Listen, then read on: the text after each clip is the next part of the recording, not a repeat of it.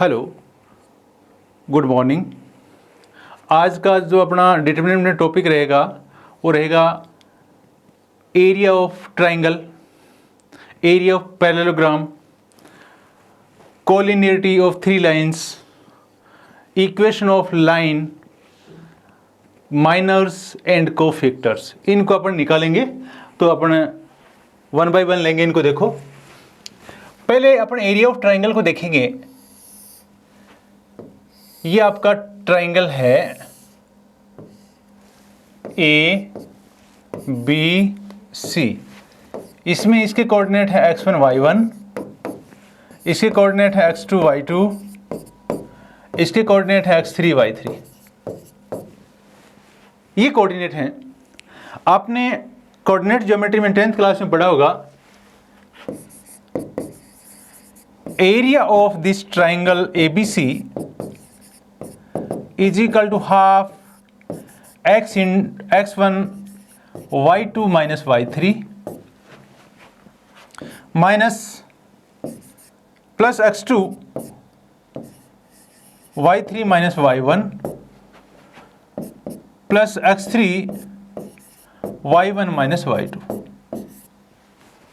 ये है, ये आपका एरिया है। आप इसको थोड़ा मॉडिफाई करें, x1 y2 minus y3 minus x2 y1 minus y3 plus x3 y1 minus y2। ये है आपका, ये आपका एरिया इसका आ गया। आपने डिटरमिनेंट में देखा होगा कि ये जो है अंदर का एक्सपेंशन, ये किस डिटरमिनेंट का एक्सपेंशन है। तो आपको पता लग रहा होगा इससे कि अगर आप x1 x2 x3 x1 x2 x3 first column माने, मान लो मैं कॉलम क्या लॉन्ग कर रहा हूं, तो देखो क्या होगा, y1 y2 y3 1 1 1। देखो इसका एक्सपेंशन ये आ रहा है क्या, x1 y2 माइनस y3। देखो x1 y2 minus y3 minus x2 y1 minus y3 x3 y1 minus y2। तो ये देखो, इससे ये जो एक्सपेंशन है वो इस डिटरमिनेंट का है। तो मैं इसको क्या लिख सकता हूं, 1/2 x1 y1 1 x2 y2 1 x3 y3 1 is equal to 0, is equal to 0। तो ये आपका सॉरी, हाँ ये आ गया। इसमें देखो ये आपका वैल्यू है डिटरमिनेंट की, पॉजिटिव भी आ सकती है, नेगेटिव भी आ सकती है। लेकिन आप तो क्या निकाल रहे हैं, area of A triangle ABC। तो ये जो आएगी आपकी, ये डिटरमिनेंट आएगी, इसकी क्या होगी, जो एब्सोल्यूट वैल्यू होगी वो आपकी इस एरिया आएगा ट्राइंगल ABC का, क्योंकि पॉजिटिव होता है आपका एरिया हमेशा। तो देखिए इसको आगे, area of triangle of 3 vertices of A triangle. मान लो ABC 3 वर्टिसेस है, x1 y1 x2 y2 x3 y3। तो एरिया हो जाएगा, area of triangle ABC is equal to, यहाँ हाफ और लिखना है, half of x1 y1 1 x2 y2 1 x3 y3 1। ये आ गया। ये जो मैंने लिखा है देखो पीछे वही है, और ये एरिया पॉजिटिव या नेगेटिव भी हो सकता है। तो इसकी एब्सोल्यूट वैल्यू होगी, वो आपका area of this triangle ABC होगा। अब देखो आप इसमें कुछ कंडीशन बनाता हूं मैं कि कोलिनियरिटी के लिए क्या होता है।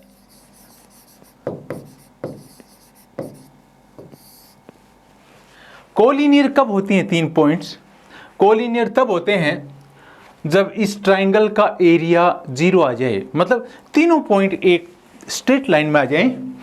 तो कोलिनियर की कंडीशन में क्या हो जाएगा, x1 x2 x3 y1 y2 y3 1 1 1, इसका हाफ होगा वो 0 के इक्वल होगा।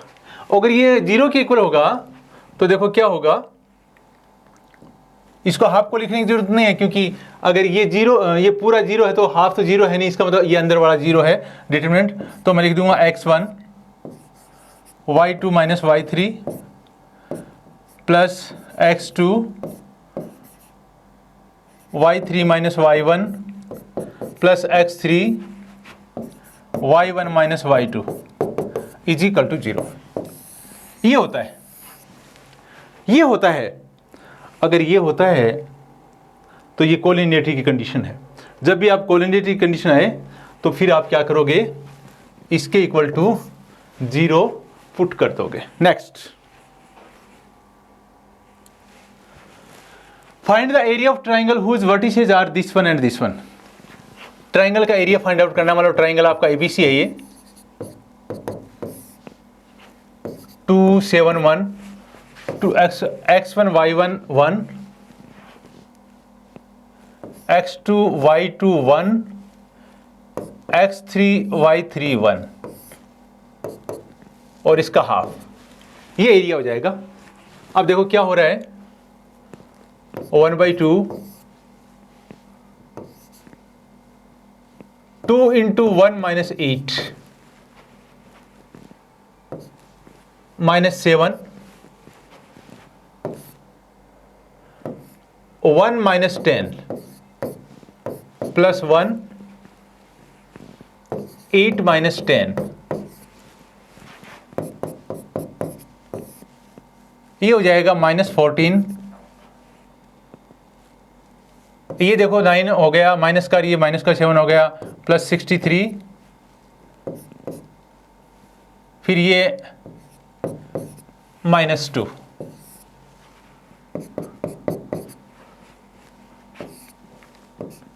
$16 हो गया। ये 16 हो गया। इसमें से ये आपके 63 में से 16 सब्ट्रैक्ट करोगे तो 47 आएगा, तो ये जाएगा 47/2। तो इस तरीके से आपका ये एरिया निकल जाएगा। आगे चलिए, show that points A B C are collinear. Collinear अगर 3 point x1 y1 x2 y2 x3 y3 अगर कोलिनियर होते हैं तो x1 y1 1 x2 y2 1 x3 y3 1 is equal to 0 होना चाहिए। तो इनका जो डिटरमिनेंट है वो 0 होना चाहिए। देखो 0 आ रहा है क्या, a b plus c 1 b c plus a 1 c a plus b 1। निकालो इसका डिटरमिनेंट क्या आ रहा है, a into c plus a minus a minus b minus b plus c minus b plus c b minus c b minus c plus 1 b a plus b minus c c plus a। आगे बढ़ जाइए, a से a cut जाएगा तो ये हो जाएगा AC minus AB। फिर ये देखो minus B square minus C square. आगे ये देखो AB plus B square minus C square minus CA। अब ये देखो AC minus AB minus B square plus C square minus ये plus AB plus B square minus C square minus C. अब देखिए आप इसको AC से AC कट गया, AB से AB कट गया, बी स्क्वायर से बी स्क्वायर कट गया, सी स्क्वायर से सी स्क्वायर कट गया, इज इक्वल टू 0 आ गया। इसका मतलब ये तीनों पॉइंट हैं वो कोलिनियर हैं। आगे बढ़िए, find the equation of line joining this one and this one. अब उसी डिटरमिनेंट को यूज करते हुए आपको लाइन की इक्वेशन फाइंड आउट करनी है, जिसके 2 पॉइंट आपको दे रखे हैं। आपके पास 2 पॉइंट हैं, तीसरा पॉइंट आप पे जब लाइन की इक्वेशन निकालते हैं तो वेरिएबल पॉइंट होता है जिसको अपन XY बोलते हैं, तो वो पॉइंट भी उसी लाइन के ऊपर ही होता है, इसीलिए उस लाइन को वो सेटिस्फाई करता है। तो अगर तीनों पॉइंट उस लाइन के ऊपर हैं तो कोलिनियर होंगे तीनों पॉइंट। मान लो मैंने जो लाइन के ऊपर पॉइंट लिया है, लेट P XY, ये XY be point on the line, point on the line. तो देखो मैं उस पॉइंट को लिख रहा हूं XY1 3 1 1 9 3 1। ये आपको पता है कि ये पॉइंट और ये दोनों पॉइंट कोलिनियर होंगे तभी लाइन बनेगी। जो ये वेरिएबल पॉइंट है XY उस लाइन के ऊपर और ये भी उसी लाइन के ऊपर पॉइंट है, तो कोलिनियर होंगे तो इनका डिटरमिनेंट की वैल्यू 0 आएगी। आप अब डिटरमिनेंट की वैल्यू निकाल लीजिए, इसकी क्या आएगी, x into 1 minus 3 minus y into 3 minus 9 plus 1 into 9 minus 9 is equal to 0, is equal to 0। तो देखो x माइनस 1 माइनस 3 वाई 3 माइनस ये y है, इसमें यहाँ 3 माइनस 9 है, ओके, और 1 है, 9 माइनस 9 है। चलिए आगे, minus 2x plus 6y is equal to 0। आप ये भी कह सकते हो 2 कॉमन लेके x minus 3y is equal to 0। तो ये आपकी लाइन की इक्वेशन आ जाएगी। नेक्स्ट, अब मैं एक मैट्रिक्स ले रहा हूं A। इस मैट्रिक्स में 3 ऑर्डर मैट्रिक्स ले रहा हूं मैं।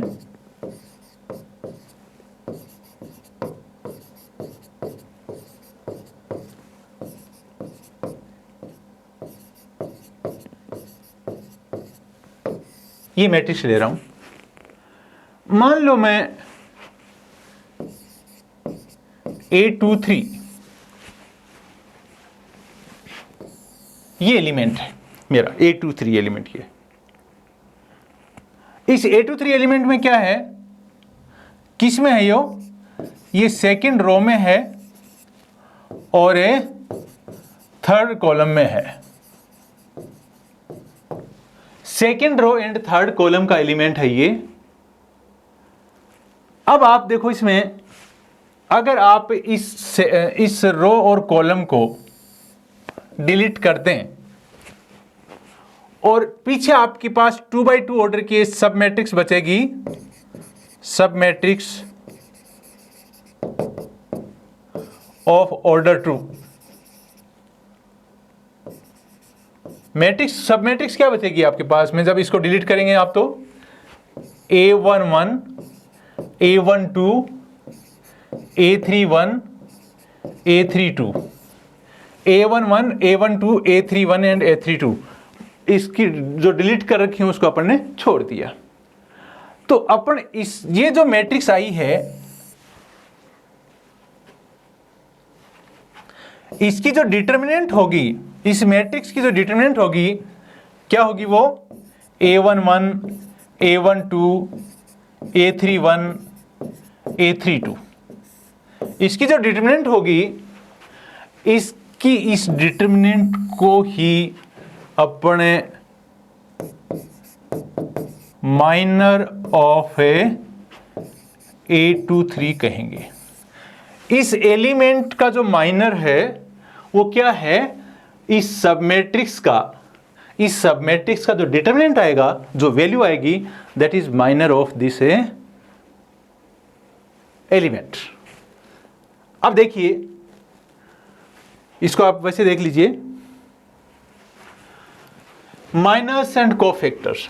माइनर्स ऑफ एन एलिमेंट क्या है, देखो, minor of an element Aij is the determinant of the submatrix obtained by deleting ith row and jth column।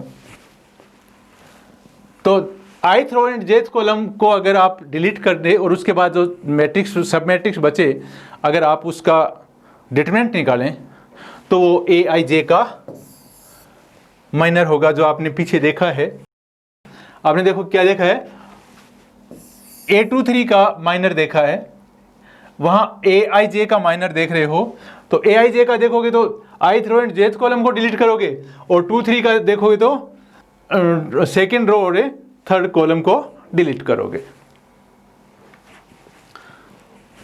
तो देखो, इसको minor of an element Aij is denoted by Mij। Minor of A23 is equal to M23 is equal to A11, A12, A31, A32। ये किया है। ऐसे ही आप दूसरों के माइनर्स भी निकाल सकते हैं। नेक्स्ट है आपका कोफैक्टर। नेक्स्ट क्या आपका कोफैक्टर। कोफैक्टर में क्या है, आपको माइनर निकालना है, लेकिन आपको ये देखना है कि आपका एलिमेंट किस पोजीशन पे है। अगर आपका element first row and first column में है तो आप -1 रो प्लस कॉलम कर देंगे, तो फर्स्ट रो फर्स्ट कॉलम कर देंगे, -1 + 1 2 आ जाएगी। तो आपका वो -1 है, उसकी पावर 2 आ जाएगी, इवन आ जाएगी, तो वो 1 हो जाएगा। तो आपका जो कोफैक्टर है वो क्या होगा, देखो, जैसे आप कोफैक्टर ऑफ A11 निकाल रहे हैं, तो आप उसको कैपिटल A11 लिखेंगे और आप उसको क्या करेंगे, -1 + 1 +1। इसके बाद में आप क्या लिखेंगे, minor of M11, minor of M11। जैसे आपका A11, A12, A13, A21, A22, A23, A31, A32, A33, ये है। आप इसका कोफैक्टर लिखोगे तो उसको लिखोगे A11। Cofactor of this A11 is equal to A11, और इसको लिखोगे -1 + 1 तो ये प्लस आ जाएगा, मैं नहीं लिख रहा उसको।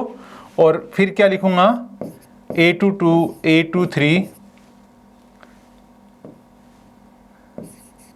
A32, A33, ये है। आप अगर A12 लिखेंगे, इसका कोफैक्टर निकालेंगे, तो देखो 1 2 3 हो गया, और -1 ये -1 आ जाएगा, और फिर इसमें इसके रो और कॉलम को काट दीजिए, A21, A23, A31, A33। तो इस तरीके से आप इन सभी के कोफैक्टर से लिख सकते हैं। तो इसके साथ मैं एक चीज़ और बताना चाह रहा हूँ आपको कि देखो, A11 का कोफैक्टर ये आ गया, A12 का कोफैक्टर ये आ गया। यहाँ मैं A13 का कोफैक्टर और निकाल रहा हूँ, -1 आ जाएगा, तो ये वापस 1 आ जाएगा। A13 का आ जाएगा A21, A22, A31, A32 is equal to, ये एज इट इज आ जाएगा A21 A22 A31 A32 ये आ गया। ये आपके तीनों कोफैक्टर्स आ गए। ध्यान दीजिए, अगर आप इस डिटरमिनेंट की वैल्यू निकालना चाहते हैं, आपने निकाली भी है, तो इस डिटरमिनेंट की वैल्यू क्या आई थी? इस डिटरमिनेंट की वैल्यू आई थी, मैं इस डिटरमिनेंट को ये लिख रहा हूँ डेल्टा। तो इस डिटरमिनेंट की वैल्यू आपके पास आई थी A11 A11 के साथ में आपने क्या किया था? A22 A23 A32 A33 ये किया था A11 के साथ में, इसको इससे मल्टीप्लाई किया था, इसके रो और कॉलम को छोड़कर। सेकंड स्टेप आपका, अगर इस रो के अलोंग अगर आप एक्सपेंड कर रहे थे, तो इसमें A के माइनस नेगेटिव साइन लगाया था A12, और फिर आपने A21 A31 A23 A33 ये आ गया था आपका। फिर थर्ड में आपके क्या हुआ था? आपने A13 करके और आपने इसको लिख दिया था A21 A22 A31 A32 ये आ गया था। देखो आपका, तो आप ध्यान दें इसमें, तो देखो अगर मैं किसी एलिमेंट को, मैंने ये एलिमेंट लिया है, इसी का कोफैक्टर लिया है, ये एलिमेंट है, ये कोफैक्टर है। यहां ध्यान मत दीजिए आप, बस इस साइन का ध्यान मत दीजिए। ये सेकंड एलिमेंट है और माइनस के साथ में ये डिटरमिनेंट है, ये इसका कोफैक्टर है। ये एलिमेंट 1 2 है और इसका 1 2 का कोफैक्टर है माइनस दिस डिटरमिनेंट। फिर थर्ड ये एलिमेंट है और ये इसका कोफैक्टर है। तो अगर आप किसी मैट्रिक्स को, डिटरमिनेंट को अगर एक्सपेंड करें, तो अगर उसके एलिमेंट को उसके करेस्पॉन्डिंग कोफैक्टर से मल्टीप्लाई करके किसी रो या कॉलम के, और उसको आप ऐड कर दें, तो आपकी उस डिटरमिनेंट की वैल्यू आ जाएगी। आगे बढ़िए। मेरे पास ए मैट्रिक्स है, वो है A11 A12 A13 A21 A22 A23 A31 A32 A33 ये मेरी मैट्रिक्स है। अब आपको ये पता है कि इसको इसके कोफैक्टर के साथ में मल्टीप्लाई कर दूं, प्लस इसको इसके कोफैक्टर के पास साथ में मल्टीप्लाई कर दूं, प्लस इसको इसके कोफैक्टर के साथ में मल्टीप्लाई कर दूं, तो आपकी डिटरमिनेंट की वैल्यू आ जाएगी। जरूरी नहीं इसके कोफैक्टर को इसके साथ करें, आप ऐसा भी कर सकते हैं कि इसके कोफैक्टर के साथ इसको मल्टीप्लाई करें, इसके कोफैक्टर के साथ इसको मल्टीप्लाई करें, और इसके कोफैक्टर के साथ इसको मल्टीप्लाई करें, तो भी आपकी डिटरमिनेंट की वैल्यू आएगी। ऐसा भी हो सकता है कि आप इसको लें, थर्ड कॉलम को, थर्ड रो को, इसके कोफैक्टर को इसके साथ मल्टीप्लाई करें, इसके कोफैक्टर को इसके साथ मल्टीप्लाई करें, एलिमेंट के साथ, इस एलिमेंट के साथ इसके कोफैक्टर को मल्टीप्लाई करें, सबको सम अप कर दें, तो भी आपकी डिटरमिनेंट की वैल्यू ही आएगी। लेकिन आपका देखो, कोफैक्टर ऑफ है A11 इज इक्वल टू, मैं कैपिटल A11 लिख रहा हूं, and cofactor of A12 is capital A12 लिख रहा हूं, cofactor of A13 is equal to A13 लिख रहा हूं, cofactor of A21 is equal to A21 लिख रहा हूं, cofactor of A22 is equal to A22 लिख रहा हूं, cofactor of A23 is equal to A23 लिख रहा हूं, cofactor of A31 is equal to A31 लिख रहा हूं, cofactor of A32 is equal to A32 लिख रहा हूं, and cofactor of A33 is equal to A33 लिख रहा हूं। ये लिख दिया मैंने। ये मान लो एलिमेंट्स हैं, ये इनके कोफैक्टर्स हैं। अगर आप एलिमेंट ये लें, एलिमेंट ले लिया आपने A11, A12, A13 और कोफैक्टर इसमें से किसी के या इसमें से किसी के ले लें, मतलब A21, A22, A23, मतलब दूसरी ये रो आपने ये ली है और एलिमेंट उसके कोफैक्टर उसके अदर रो के करस्पॉन्डिंग एलिमेंट्स के लिए हैं और अगर आपने उनको सम अप किया है तो उसकी वैल्यू 0 आएगी।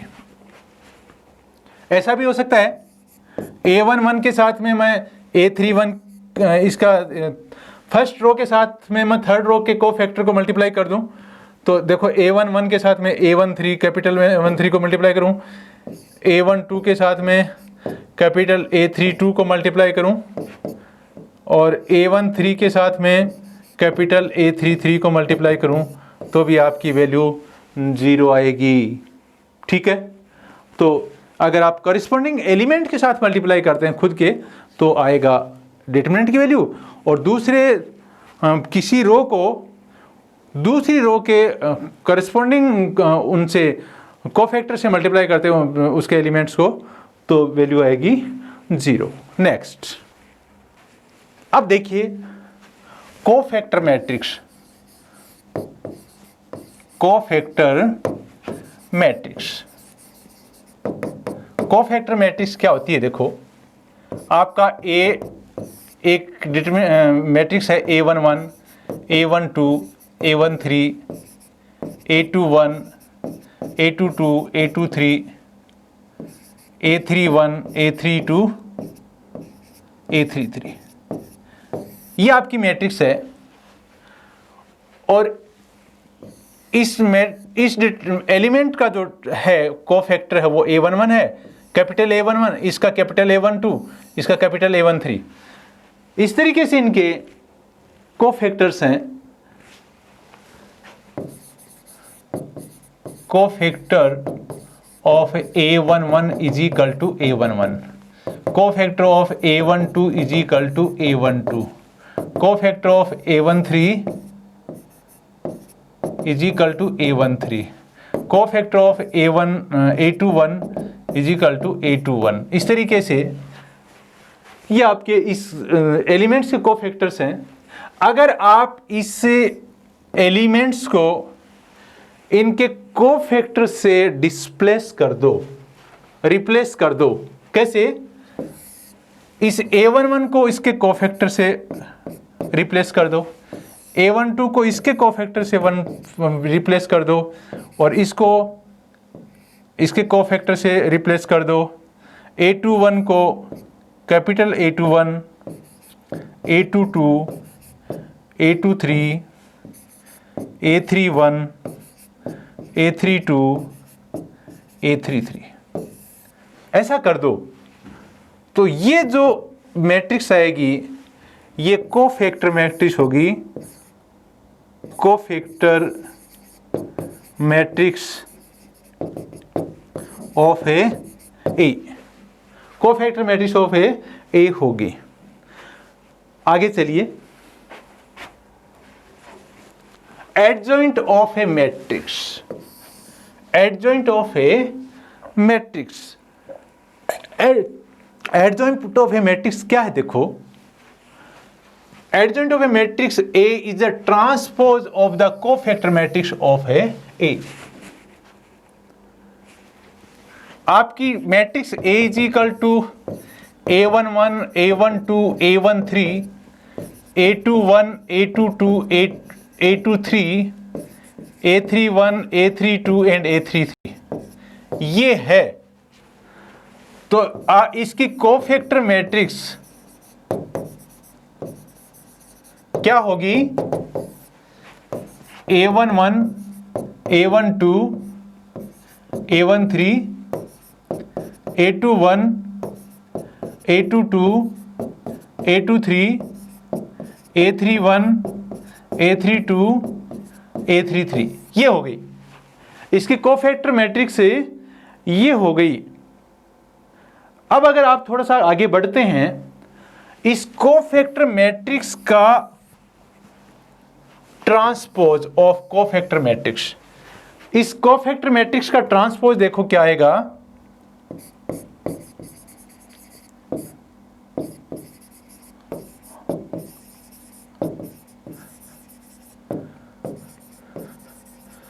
देखिए इस कोफैक्टर मैट्रिक्स का ट्रांसपोज क्या आएगा, वो आ जाएगा A11।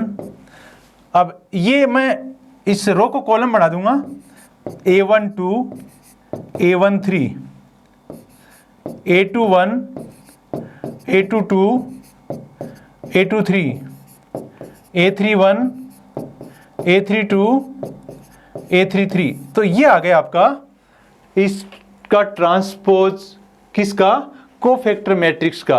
और इसको एक नया नाम देंगे, उस नाम को कहेंगे एडजॉइंट ऑफ ए। इसको क्या कहेंगे, adjoint of A, and it is denoted by adj, adj A, adjoint A. The adjoint of matrix A is the transpose of the cofactors matrix of A. It is denoted by this one. तो इस तरीके से आपका adjoint तक पूरा हुआ। Thank you, कल मिलेंगे।